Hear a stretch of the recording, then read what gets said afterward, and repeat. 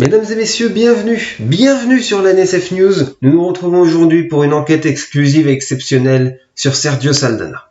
Une enquête sur les derniers mois de l'actualité. L'actualité rythmée par Sergio Saldana. Depuis le mois de janvier, en effet, de nombreux posts Yelpleurs ont été postés.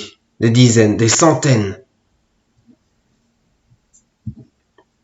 Il a fait parler de lui et il continuera de faire parler de lui. Cet ancien représentant républicain, nommé par M. Nichols, avec l'aide de M. Murphy, a été notamment accusé de corruption et d'attentats terroristes par le gouverneur lui-même. Alors, la sécurité de notre pays est en charge de notre président, mais celle de l'État, elle est actuellement dramatique.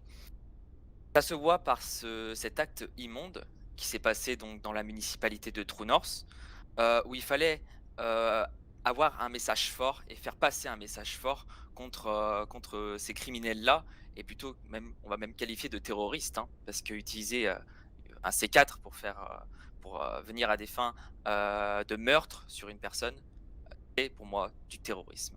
Sergio Saldana est-il un terroriste, un politicien corrompu ?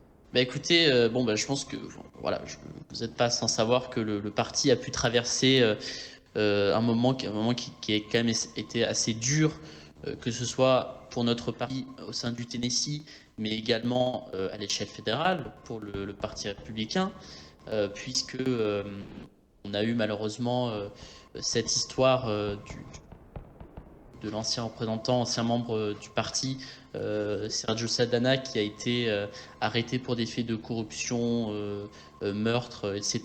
Je ne connais pas en détail la mise en examen. Et donc, ce monsieur qui était à ce moment-là représentant de notre parti et membre du parti républicain. Donc, lorsque ça a été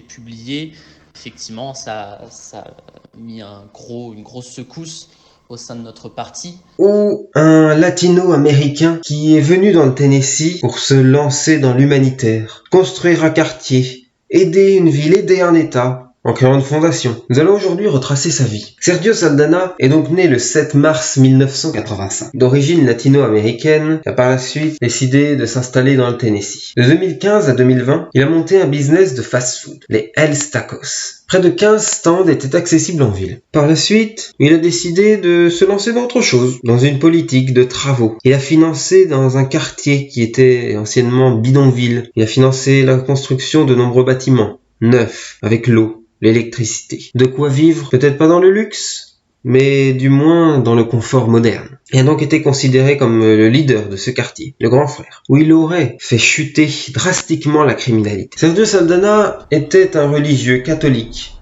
Il allait souvent prier à l'église de Southside. Suite à l'élection du 59e gouverneur du Tennessee, Will Nichols, il a été nommé par ce dernier en tant que représentant à l'Assemblée générale. Mais ce mandat n'a pas duré très longtemps. D'abord accusé de corruption et par la suite accusé de terroriste, il a quitté ses fonctions en janvier 2023. Quitté de force. Nous nous souvenons tous de cette date du 13 janvier 2023, date du chaos, date d'explosion de l'église de Southside.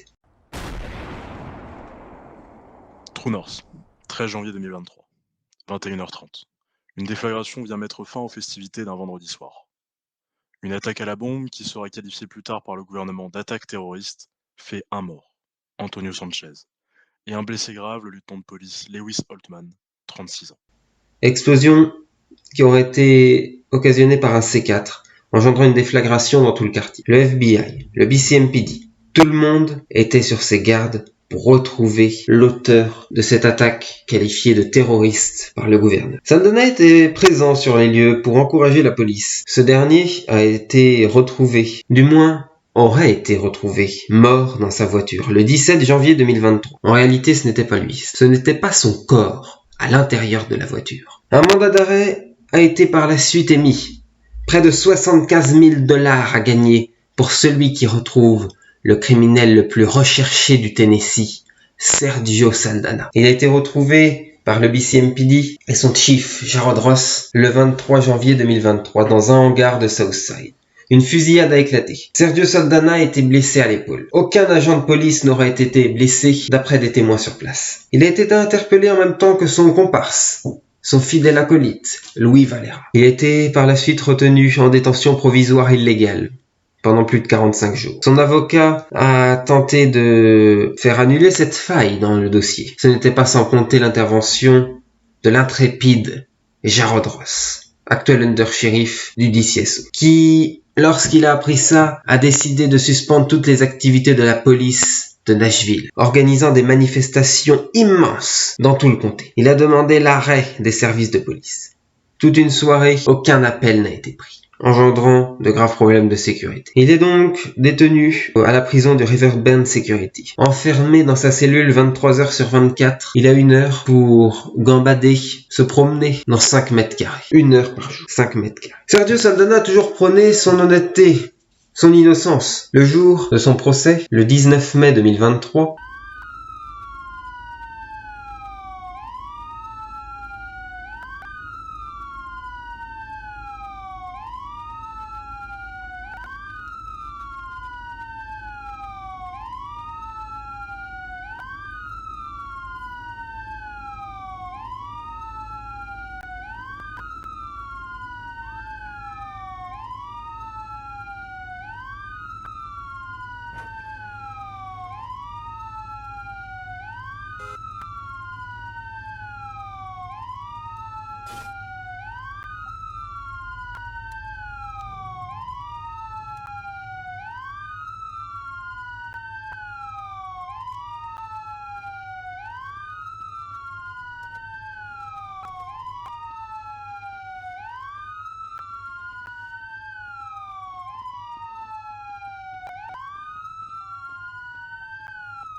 il a continué de clamer son innocence. La cour l'a écouté et l'a reconnu non coupable de l'attaque à la bombe du 13 janvier 2023. Néanmoins, il a été reconnu coupable de cette fusillade du 23 janvier et a écopé de 35 ans de prison ferme.